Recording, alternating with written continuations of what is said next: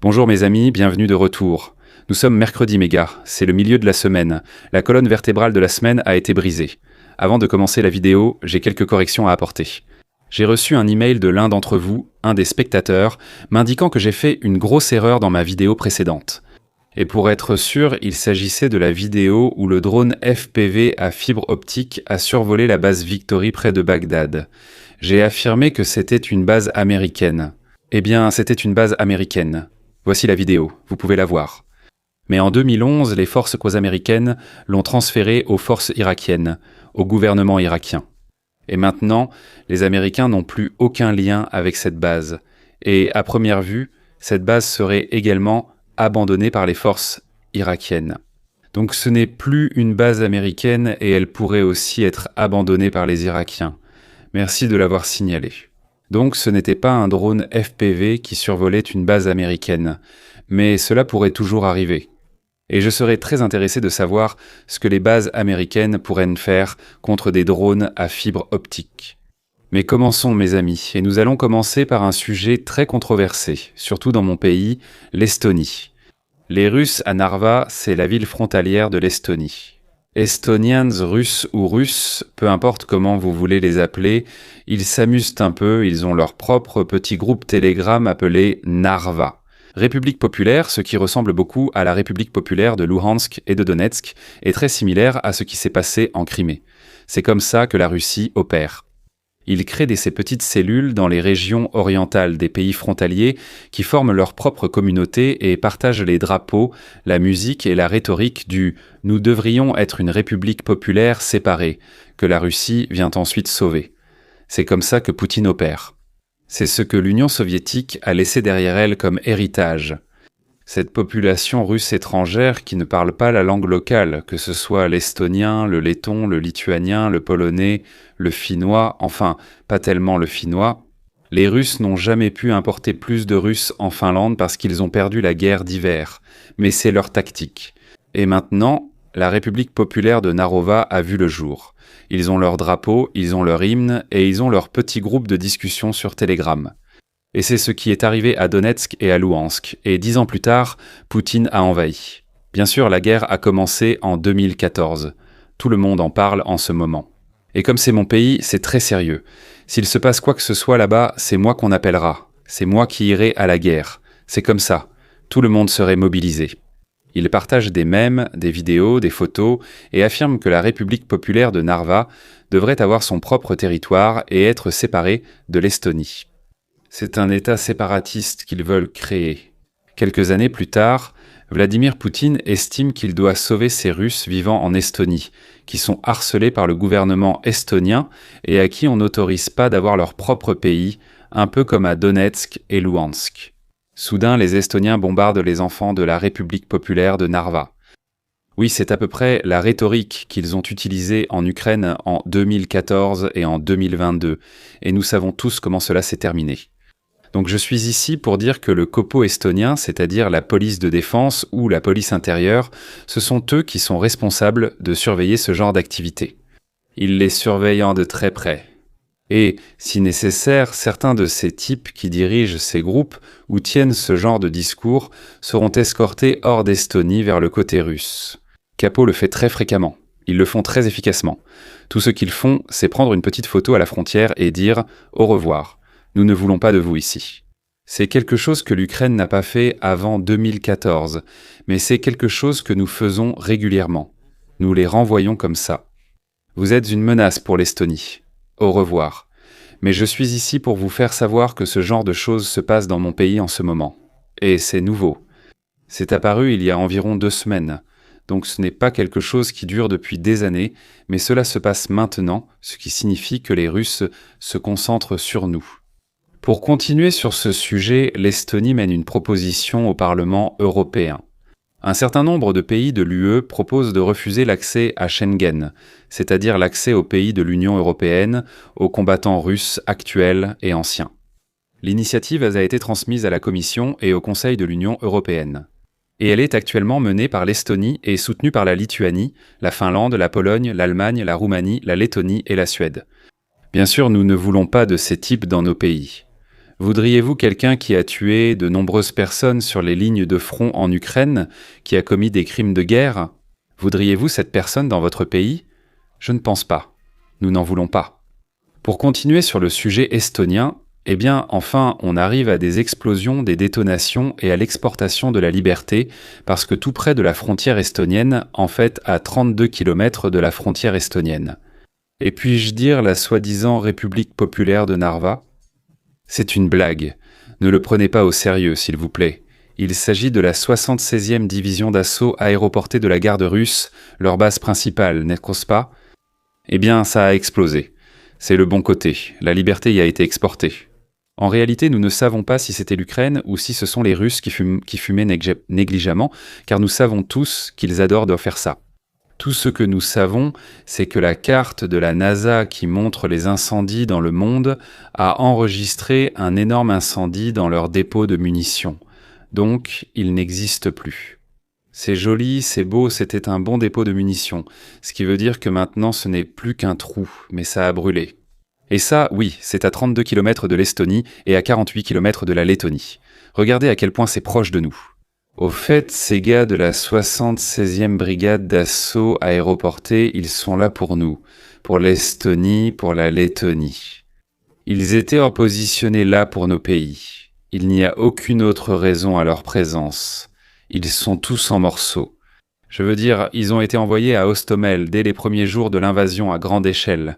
Ces gars de cette base, et nous savons tous ce qui leur est arrivé. Ils sont de la chair à canon depuis environ 4 ans maintenant. Mes amis, il se passe quelque chose de très étrange dans l'extrême-orient russe. Les responsables locaux ont déclaré une urgence de rage chez les vaches, et ils sont en train d'abattre les vaches. Ils ne demandent pas la permission aux agriculteurs. Ils entrent simplement, tuent les vaches et les brûlent dans la région de Novosibirsk. Mais le problème, c'est qu'ils ont fait une exception pour les grandes exploitations, les énormes fermes, pas pour les petites qui vont immédiatement faire faillite après ça. Les grandes exploitations exercent leur influence sur les gouvernements locaux et les fonctionnaires par des pots de vin, car c'est la Russie. Pour créer un État monopolistique en éliminant toutes les petites exploitations, en tuant toutes leurs vaches, en prétendant que c'est la rage. Je veux dire, ce genre de choses ne peut arriver qu'en Russie. Ce qu'ils font, c'est qu'ils viennent dans votre ferme, ils abattent toutes vos vaches, les emmènent, les brûlent, vous faites faillite et les grandes exploitations prennent le contrôle du marché. C'est ce qui se passe en ce moment à Novosibirsk Oblast, en Russie. Les autorités ont ordonné l'abattage forcé du bétail pour empêcher la propagation, ce qui a entraîné la destruction de centaines d'animaux. Et cela continue encore. Mais les grandes exploitations ont été épargnées par cela. Pourquoi ? Si c'est bien la rage, les grandes exploitations seraient aussi touchées. Je suppose qu'elles exercent des pressions et versent beaucoup d'argent aux politiciens locaux. Et comme c'est la Russie, on peut simplement faire ça sans que personne ne le remarque. Je ne suis pas sûr de pouvoir vous montrer cette vidéo. J'essaie de le faire. Mais ici, vous pouvez voir des centaines de vaches. Elles sont simplement allongées dans le champ. C'est fou la façon dont ils font ça.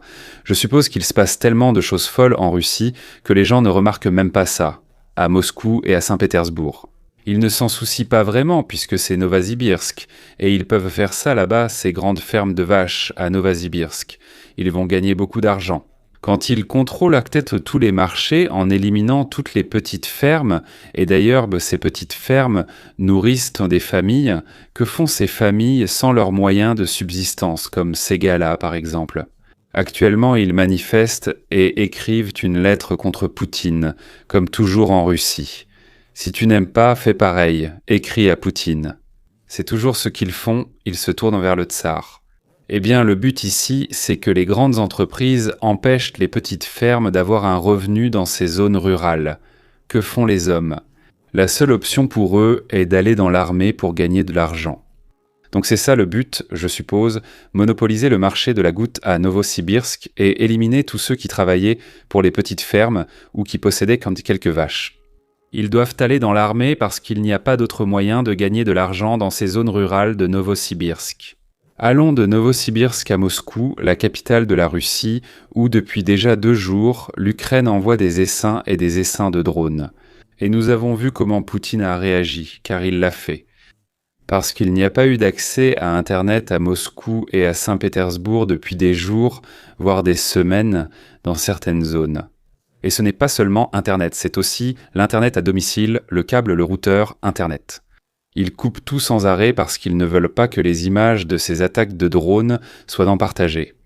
Deuxième jour d'affilée, des essaims de drones ukrainiens attaquent la région de la capitale russe. Le trafic aérien est très perturbé dans la zone, les réseaux mobiles et Telegram sont hors service. Il est affirmé que même les lignes fixes sont désormais partiellement coupées. Ce que nous voyons dans les rues de Moscou, ce sont des équipes de défense aérienne technique avec des camionnettes. Tout comme l'Ukraine les utilise partout, la Russie les utilise pour abattre les drones ukrainiens. Ils sont déployés autour du Kremlin, bien sûr, pour défendre le patron autour du Kremlin. Vous pouvez voir des pick-up avec des mitrailleuses lourdes. Et ces types juste à côté de l'allée, au mausolée, ils se promènent simplement en cherchant des drones à abattre. Cela vous montre qu'ils sont en fait juste au-dessus de l'allée au mausolée. Lénine est juste ici. Ils essaient de protéger l'OG des drones. Je trouve ça assez drôle. Ils ne veulent pas que vous voyiez cela, c'est pour ça qu'ils ont coupé Internet. Ce que l'Ukraine utilise, ce sont des drones FB-1 Firepoint 1 capables de voler jusqu'à 1200 km. Selon les médias, les drones sont lancés depuis 3 régions en Ukraine, Khmelnytsky, Mykolaïev et Tchernihiv. Ils volent en petits essaims de 8 à 10 unités attaquant par vague. Chaque drone mesure 3,5 mètres et peut transporter jusqu'à 50 kg d'explosifs. Donc ils ressemblent beaucoup aux Shahad ukrainiens, ils sont bon marché et produisent en masse. Et l'Ukraine les envoie vers la capitale russe qui a été coupée d'Internet et des équipes techniques de publicité ont été déployées autour du Kremlin. C'est l'histoire de mes rêves, j'adore ça, ça a illuminé mon mercredi. Un militaire russe affirme que plus de 200 drones ont été envoyés cette nuit à Moscou et qu'ils ont abattu plus de 200 drones. En gros, tout a été abattu. Maintenant, je ne peux en aucun cas vous confirmer si tout cela est vrai, si 200 ont été envoyés ou si 200 ont été abattus. Mais sachant que c'est l'armée russe qui le prétend, il y a probablement eu une 50aine de drones envoyés et peut-être 5 abattus. On ne peut jamais savoir.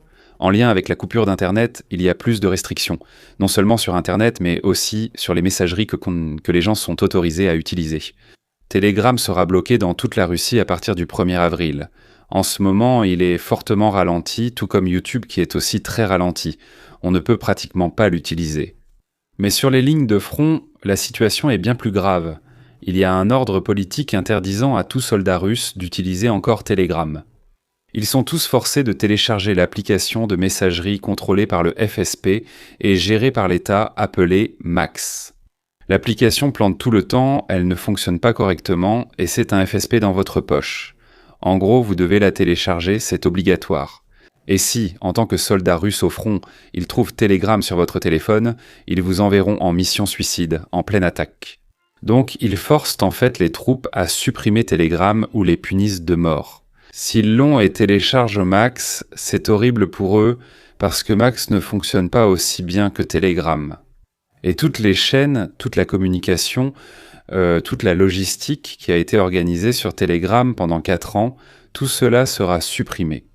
L'Ukraine profite énormément de cette situation qui est un chaos dans les communications russes et elle lance des attaques à Zaporizhia et progresse lentement. Ils rassemblent des drones là-bas pour percer une petite zone des défenses russes, puis ils envoient dans des équipes de drones et massent des drones dans les 5 prochains kilomètres. C'est une tactique efficace, et ce n'est pas un hasard si elle marche, car les communications russes les sont actuellement un désastre. Cela n'aurait pas fonctionné il y a 1 an, mais ça marche maintenant. Quel échec monumental. C'était que dans Max Messenger, contrôlé par le FSP, la Crimée était indiquée comme faisant partie de l'Ukraine. Quelqu'un a fait cette erreur et quelqu'un va passer par la fenêtre. Je suppose qu'ils l'ont corrigé depuis pour eux, et maintenant c'est indiqué comme la Russie. Mais c'est une erreur amusante. Et quelqu'un va devoir apprendre à voler ou rencontrer son créateur. Au fait, une université de Moscou menace de retenir les diplômes des étudiants qui refusent d'installer l'application Max Messenger contrôlée par le FSP. Pas d'application, pas de diplôme via le portail de l'État, rapportent les médias russes. Donc, c'est du sérieux. C'est un ordre politique très strict venant de Moscou auquel tout le monde doit obéir, des lignes de front aux universités, tout le monde.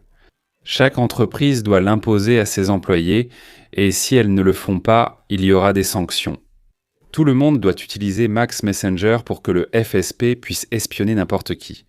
C'est le NKVD de l'Union soviétique qui revient en Russie, car ainsi ils peuvent punir n'importe qui. Si vous devez écarter quelqu'un de la société et l'envoyer en Ukraine, tout ce que vous avez à faire, c'est de sortir n'importe quel message de leur messagerie Max de son contexte et de le manipuler. Et vous les torturez un peu, et ils vous donnent la signature prouvant leur culpabilité. C'est ce que faisait le NKVD. Donc ils reviennent aux années 50 et 60. Les Russes étaient nostalgiques de l'Union soviétique. Maintenant, ils l'ont retrouvé. Ils font la queue pendant des heures, ils doivent attendre pour le pain, pour le bus, et maintenant, ils ont le NKVD qui les espionne. Bientôt, ils seront tous envoyés au front ou accusés de crimes qu'ils n'ont jamais commis. Et ce sera eux qui devront signer en avouant « Oui, j'ai commis ce crime ». Parce que c'est comme ça que fonctionne le gouvernement russe. Maintenant, mes amis, jetons un coup d'œil à la guerre entre les États-Unis et l'Iran. Nous commençons par les attaques iraniennes contre la base américaine à Bahreïn. Niveau du sol. Des photos en gros plan montrent l'étendue des dégâts et de la destruction à l'activité de soutien américaine de Bahreïn. La base s'appelle en réalité Naval Support Activity. C'est un nom vraiment étrange. Je n'appellerai pas ça des dégâts massifs. Il y a des dégâts sur les installations, réparables, mais aucune technologie militaire gravement touchée. Mais malgré tout, cela a été fait par des drones Shahad. Donc cela aurait pu être évité si les bases américaines avaient des drones intercepteurs ukrainiens qui sont très nombreux et très bon marché. L'Ukraine propose ces drones.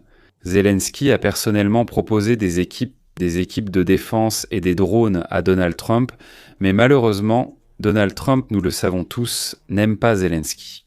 Et il a dit non à de très nombreuses reprises, disant qu'il n'en avait pas besoin. Mais en regardant ces photos, j'ai l'impression que tôt ou tard, certains soldats américains risqueront leur vie. L'un de ces drones pourrait atterrir trop près et ôter la vie à un militaire américain. Personne ne veut ça, et les drones intercepteurs ukrainiens pourraient certainement empêcher que cela n'arrive. Trump dit « La dernière personne dont nous avons besoin d'aide, c'est Zelensky maintenant ».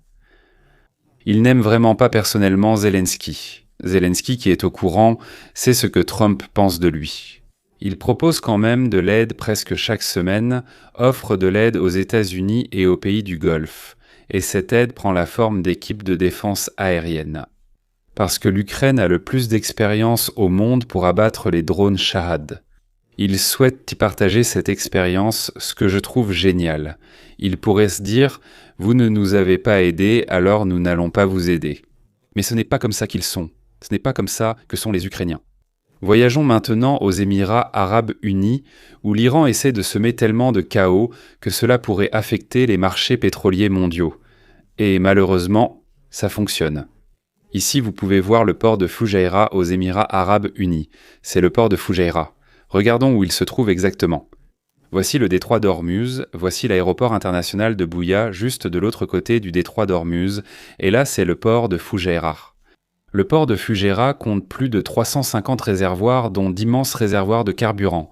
Il s'agit d'une installation de stockage, de pompage et d'exportation de carburant, ainsi qu'un port de carburant. En gros, il est censé servir de solution de secours pour le détroit d'Ormuz. Si jamais il venait à être fermé, le port de Fujairah pourrait prendre le relais et acheminer tout le pétrole à travers lui. Mais maintenant, ce port est aussi frappé par des drones Shahad. Je veux dire, regardez à quel point il est immense, sachant que l'Iran peut toujours produire et lancer ses drones. Ils peuvent, jour après jour, frapper ces réservoirs de carburant, ce qui crée le chaos sur les marchés pétroliers mondiaux. En Estonie, le litre d'essence coûtera 2 €, 2 € le litre. Je ne sais pas combien cela fait par gallon. Corrigez-moi si je me trompe. J'essaie de le convertir en dollars. Ça doit être environ 7-8 $ le gallon. Corrigez-moi si je me trompe, mais c'est vraiment cher. Vraiment, vraiment cher. On le ressent déjà dans mon pays. Pouvez-vous aussi m'indiquer les prix du carburant dans votre pays ? On le ressent beaucoup en ce moment. Cet incendie ici affecte directement les moyens de subsistance des contribuables de l'Union européenne, des contribuables américains. J'en suis presque sûr. Et c'est l'objectif iranien de créer ce genre de tension dans le monde occidental. Il y aurait donc un intérêt à arrêter cette guerre le plus vite possible. C'est la seule façon pour le régime de survivre, et c'est la seule façon, c'est leur objectif. Comment survivre? Les États-Unis, cependant, ont redoublé d'efforts. Ils doivent ouvrir le détroit d'Ormuz aussi vite que possible, et pour l'instant, ils en sont réduits à des attaques aériennes. Par exemple, les États-Unis ont annoncé qu'ils avaient en largué plusieurs bombes anti-bunker avancées GBU-72 de 5000 livres sur des sites souterrains renforcés contenant des missiles anti-navires près du détroit d'Ormuz aujourd'hui.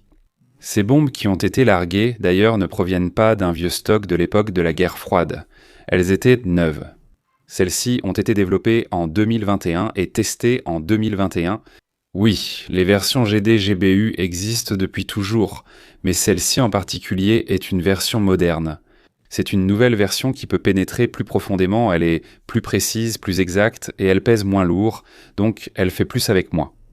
Regardons les tests de 2021, regardez ça. Regardez combien de couches, combien de mètres de béton elle pénètre. Attendez un instant. Regardez ça. Qu'est-ce que c'est? 7-8 mètres de béton. Elle a encore traversé un autre mètre et a continué sa trajectoire. Cela montre les capacités de cette arme. Et ils ont utilisé celle-ci en particulier, la GBU-72, pour attaquer ces lanceurs de missiles anti-navires dans des bunkers renforcés près du détroit d'Ormuz. Est-ce que cela suffira à ouvrir le détroit? Non. Ici, vous pouvez voir l'image satellite des installations navales iraniennes, de Bushehr. Je voulais juste vous la montrer parce qu'elle illustre la précision des JDAM et des Tomahawk que les États-Unis ont utilisés pour frapper ces installations. Regardez comme ce cratère est pile au centre de chacun des entrepôts. C'est vraiment impressionnant à voir. Puisque nous avons vu 4 ans de guerre russo-ukrainienne, la Russie étant ce grand pays, vous savez, une armée moderne, pas en enfer, mais une armée moderne avec des missiles modernes. Nous n'avons pas vu une telle précision, une précision comme celle réalisée par les missiles russes. Balistique de croisière. Et maintenant, les États-Unis nous montrent à quoi devrait ressembler le cratère quand on a réellement des missiles précis et fonctionnels. C'est une précision folle. Voilà mes amis, je reviendrai pour vous chaque lundi, mercredi et vendredi. Donc si vous aimez la chaîne, abonnez-vous sans hésiter. Et jusqu'à ma prochaine vidéo, Slavo, Krini et au revoir.